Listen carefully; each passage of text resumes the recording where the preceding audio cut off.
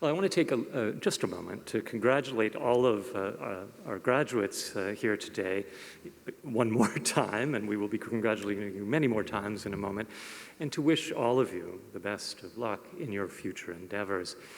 My real job, though, is to introduce our keynote speaker for today, Professor Robert Buswell.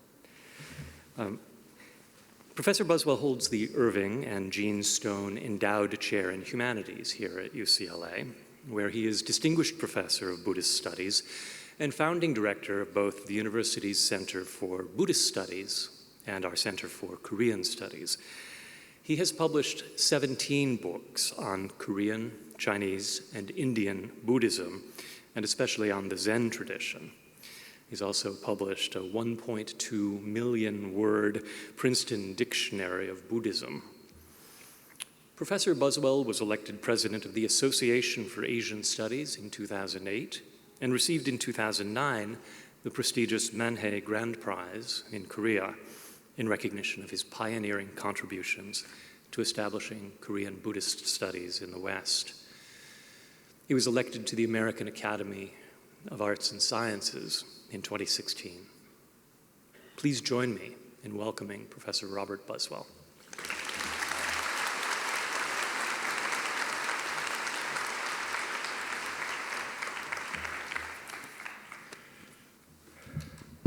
Well, greetings.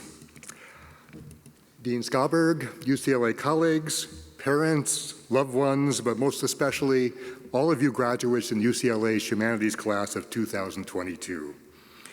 It is a real honor for me to have this opportunity to formally congratulate you all on your hard work in completing your degrees in humanities.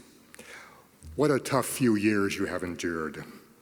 As we in the Academy flailed to find the best way to help you keep learning amidst the worst health crisis of the last 100 years, you not only survived, you also flourished. You pivoted to remote instruction on literally a moment's notice and made the best of what we know was a profoundly challenging time. All of us in this auditorium are immensely proud of all of you. We're also so glad finally to be able to fetch you in person in this iconic building of the UCLA campus and the home of my own humanities department of Asian languages and cultures. Actually, you and I may have more affinities than you might imagine. Like you, I also am graduating from UCLA this year, but with my retirement pension rather than my degree. Thank you. But unlike most of you who've managed to finish in 4 or 5 years, it's taken me a bit longer, 36 years in fact. This is my second commencement address I've delivered. My first was as one of you, when I was the valedictorian speaker at my departmental commencement at UC Berkeley many decades ago. I've been in the UC system as long as most of your parents have been alive.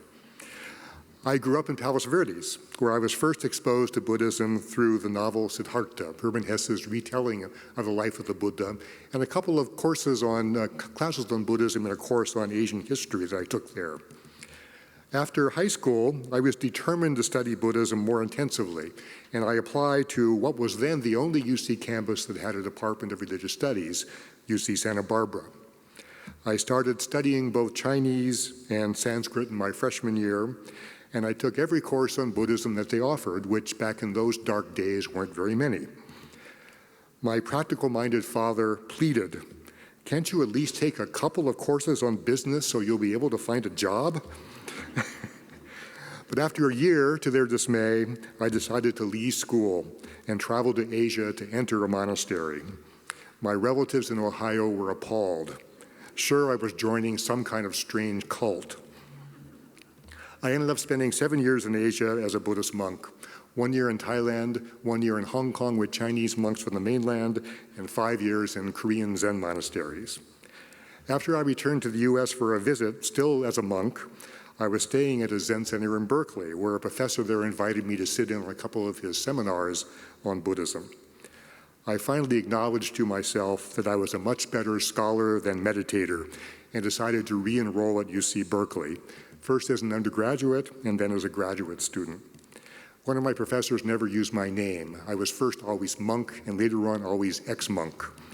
So, after finishing my PhD, I taught for 1 year as an apostate at Stanford before wisely returning to the UC system to start as an assistant professor here at UCLA. And here we are nearly 4 decades later. Typically in these addresses, your speaker would be citing the paragons of Western civilization, Aeschylus, Socrates, Shakespeare, you know all the names. I'll be going in a different direction. Because of my own background as someone who has spent his entire life really studying the East, and especially given the fact that UCLA is the premier university in the gateway city to the Pacific Rim, I will be looking not back to Europe, but instead ahead to Asia. One of the stories that most impressed me about Buddhism when I was about your age is that of the Buddha's encounters with the Kalamas.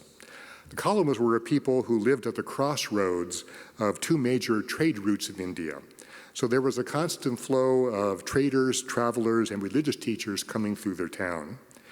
These preachers were always criticizing and attacking one another. The Kalamas had received so many conflicting accounts of what it meant to lead an authentic religious life that they were utterly confused about what to believe. One day the Buddha arrived in town, and the townspeople decided, they were so impressed with his demeanor, that they thought, well, let's go talk to him, see what he has to say, and see whether he can resolve our doubts.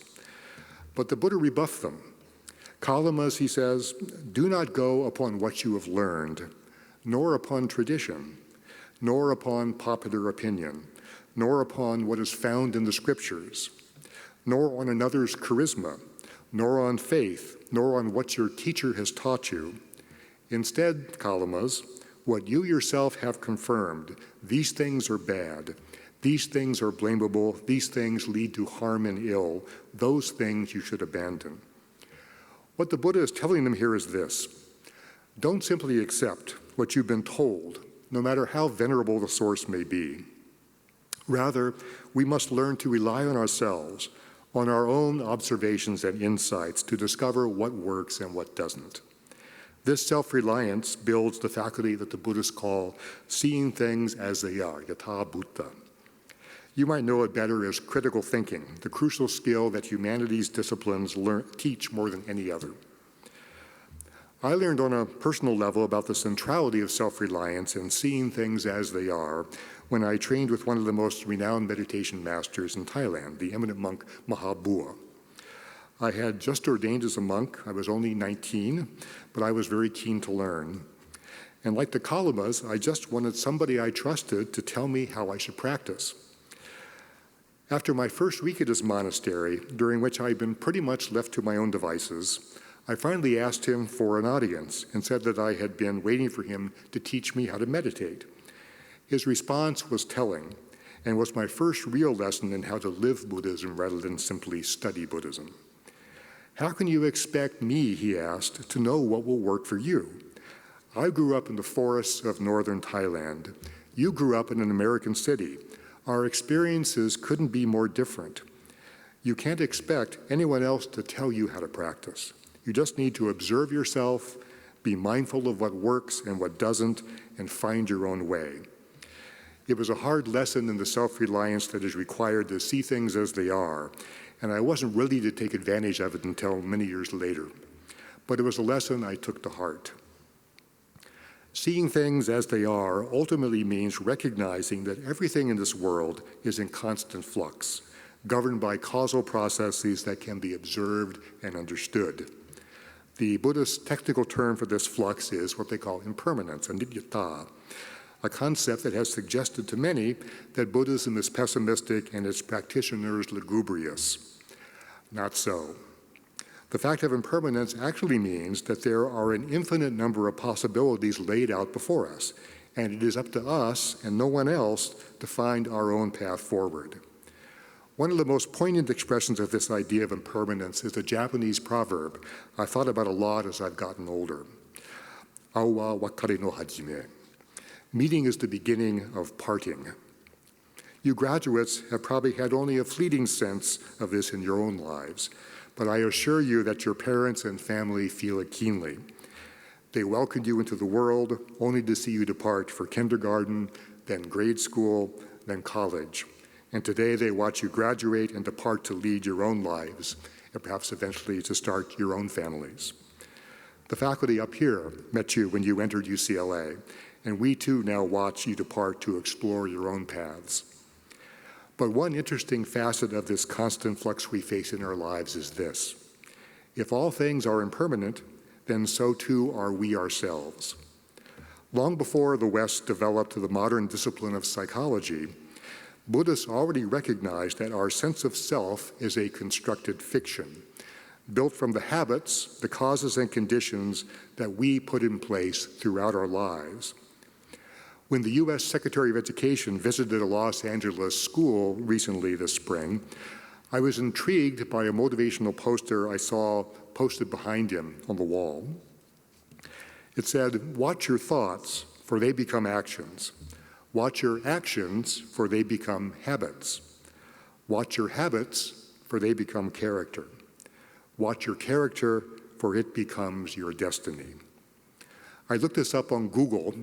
Koreans call Google Professor Gu, and found it variously attributed to Lao Tzu, to Mahatma Gandhi, and even Margaret Thatcher. What a strange mix. I don't know who deserves credit for the aphorism, but the sentiment is straight from Buddhism. You will all have heard of the Indian concept of karma, which quite literally just means action, and includes its corollary, the fruition or result that derives from those actions. In the Buddhist interpretation, karma is defined as mental intention, that is, thought, for based on what you intend in the mind, you act with body and speech. So what we think with our minds creates our identity, what this aphorism called our destiny. Rather than the popular phrase, "we are what we eat," Buddhists would say, "we are what we think." And this is what Buddhists mean when they say there is no self or soul, anatman. We have no fixed identity because we are constantly under construction, year by year, day by day, really moment by moment. The Buddhists would have it then that if you can dream it, you can be it. You just need to see things as they are. That is, to recognize and put in place the causes and conditions that are necessary to make your dream a reality. More than anyone else in this university, it is you humanities graduates who are the dreamers. You certainly don't major in art history or philosophy or certainly Buddhist studies for the money, but because you're on your own personal quest. You may not know yet where your dreams may take you, but humanities students have one big advantage over all other graduates. You know you have options. In a world where economists tell us you're likely to have 12 different jobs in the course of your lifetimes, you humanities graduates are in the best position to be able to continuously reinvent yourselves. My father was an engineer and marketer, and when he was asked how his son became a Buddhist monk and later Buddhist scholar, he would always say, "He sure didn't get it from me, but he did a lot better than if he had followed my advice." So if your father questions your choices, feel free to invoke my example and tell him, well, at least I'm not going to run out to become a monk. Unless you are, of course, in which case I would say, as the Koreans do, "Sanbulash Bishul," please become an awakened one. Because you know you have an array of options before you, you have the wisdom and the courage not necessarily to make the safe choice or to take the most direct path.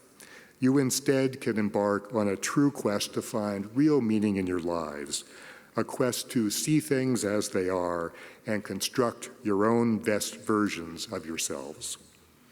As you all leave us at UCLA and go off on your next great adventure, we are all excited to see where your dreams will take you. We will be watching.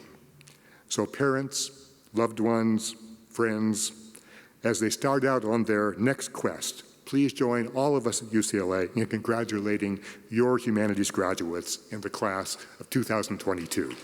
Congratulations. Welcome.